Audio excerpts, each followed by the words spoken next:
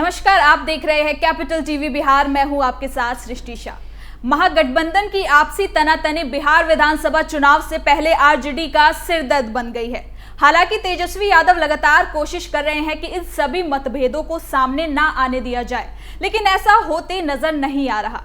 कांग्रेस शुरुआत से ही तेजस्वी के सीएम फेस पर सहमत नजर नहीं आ रही और एक बार फिर से ये चर्चाएं तेज हो गई हैं। कांग्रेस नेता कन्हैया कुमार से जब महागठबंधन के सीएम फेस पर सवाल किया गया तो उनका जवाब बहुत ही चौंकाने वाला था, जिसके बाद से अब ये और साफ हो गया है कि महागठबंधन चुनाव से पहले ही डगमगा गई है। तो चलिए महागठबंधन की दरार और कन्हैया के जवाब को जरा विस्तार से जानते हैं। महागठबंधन में कौन होगा सीएम? कांग्रेस नेता ने किया खुलासा। बिहार विधानसभा चुनाव 2025 से पहले ही महागठबंधन के भीतर मुख्यमंत्री पद के चेहरे को लेकर अटकलें एक बार फिर से तेज हो गई हैं, क्योंकि अब तक कांग्रेस इस पर खुलकर सामने नहीं आई है कि कौन होगा महागठबंधन की ओर से सीएम का चेहरा। आरजेडी का तो कहना है कि उनकी तरफ से सीएम फेस पर तेजस्वी यादव ही है, लेकिन महागठबंधन के बाकी दल इस पर सहमत नजर नहीं आ रहे।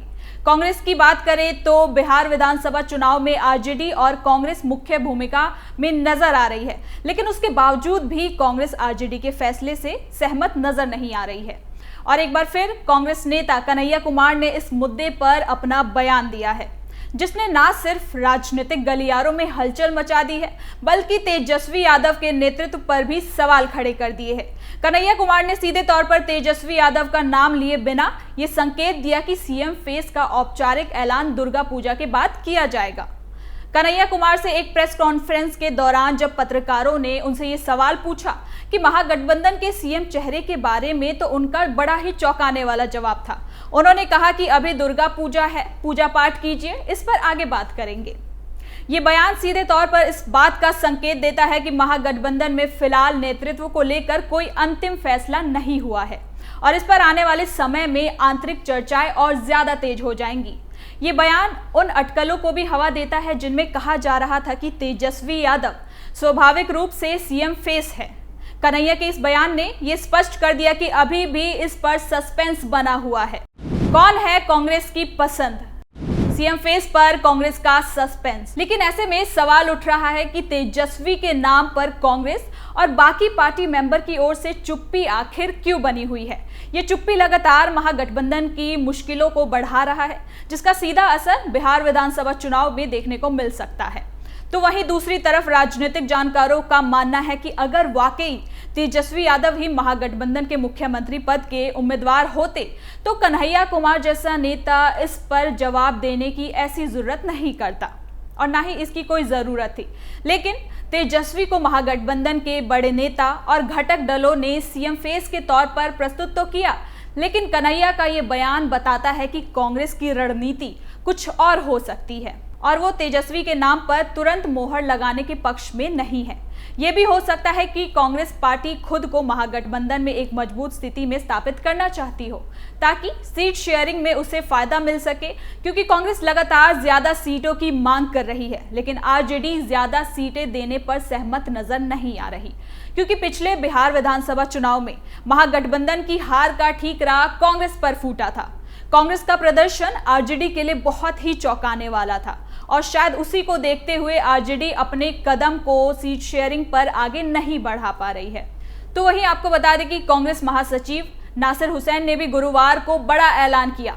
महासचिव ने कहा कि बिहार विधानसभा चुनाव 2025 में महागठबंधन के प्रचार को कांग्रेस लीड करेगी। पार्टी अपने मुद्दों को महागठबंधन के चुनावी घोषणा पत्र में भी शामिल करेगी, जिसके बाद राजनीतिक गलियारों में कांग्रेस के इस बयान पर चर्चा शुरू हो गई है। माना जा रहा है कि कांग्रेस ने तेजस्वी यादव की पार्टी राष्ट्रीय जनता दल को साफ संदेश दिए हैं कि इस बार बिहार चुनाव में खासकर गठबंधन में बड़े भाई की भूमिका में कौन रहेगा। लेकिन तेजस्वी को मुख्यमंत्री का चेहरा घोषित करने के सवाल को कांग्रेस के आला नेता अब तक टालते नजर आ रहे हैं। इसके साथ ही कांग्रेस महासचिव ने यह भी कहा कि कांग्रेस अपने मुद्दों को मैनिफेस्टो में शामिल करेगी और सत्ता में आने पर अपने वादों को पूरा भी करेगी। नासिर हुसैन ने अति पिछड़ा वर्ग के आरक्षण को बढ़ाने के लिए कांग्रेस के संकल्प को भी एक बार फिर से दोहराया और इस बात पर जोर दिया। उन्होंने कहा कि पार्टी ने कांग्रेस शासित राज्यों कर्नाटक और तेलंगाना में इसे लागू करवाया है और अब बिहार में भी इसे लागू करवाया जाएगा।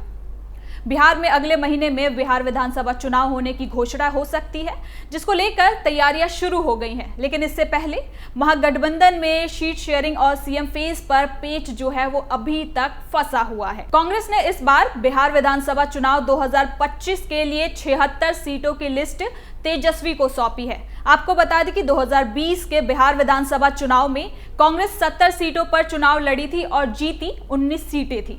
लेकिन इस बार कांग्रेस की डिमांड पहले से भी ज्यादा है और शायद महागठबंधन में दरार की वजह भी ये 76 सीटें ही हैं, क्योंकि कांग्रेस के 2020 के प्रदर्शन से आरजेडी सबक ले चुकी है और वो इस गलती को फिर से दोहराना नहीं चाहती, क्योंकि पिछली बार आरजेडी बहुत कम आंकड़ों से पीछे रह गई थी। लेकिन इस बार वो ऐसा नहीं करना चाहती और इसी को देखते हुए तेजस्वी यादव और आरजेडी की ओर से अब इस चुनाव पर अकेले ही पकड़ बनाने की कोशिश भी है वो की जा रही है, ताकि अगर महागठबंधन चुनाव के समय इधर उधर होती है तो आरजेडी उसे संभाल लेगी। बिहार विधानसभा चुनाव नजदीक आते ही महागठबंधन के भीतर सीट शेयरिंग को लेकर खींचतान, मतभेद साफ दिखाई देने लगे हैं।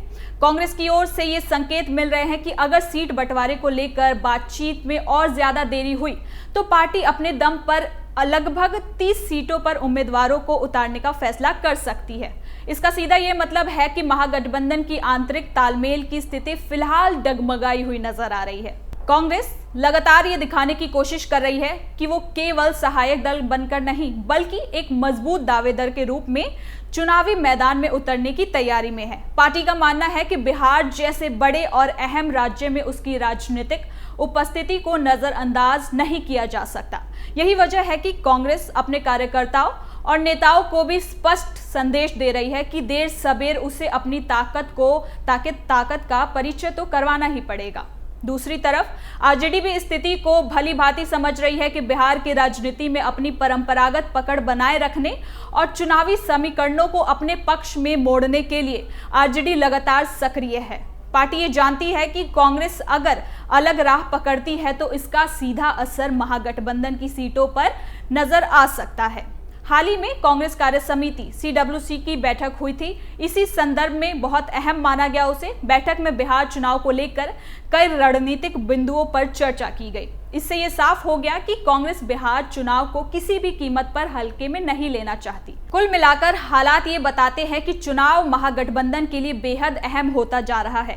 कांग्रेस और आरजेडी दोनों अपनी अपनी राजनीतिक ताकत और भविष्य की भूमिका को लेकर सजग हो गए हैं। आने वाले दिनों में सीट बंटवारे पर सहमति बन सकती है या नहीं, ये तय करेगा कि महागठबंधन मजबूत होकर चुनाव में उतरेगा या अंदरूनी मतभेद उसकी राह को मुश्किल कर देगा।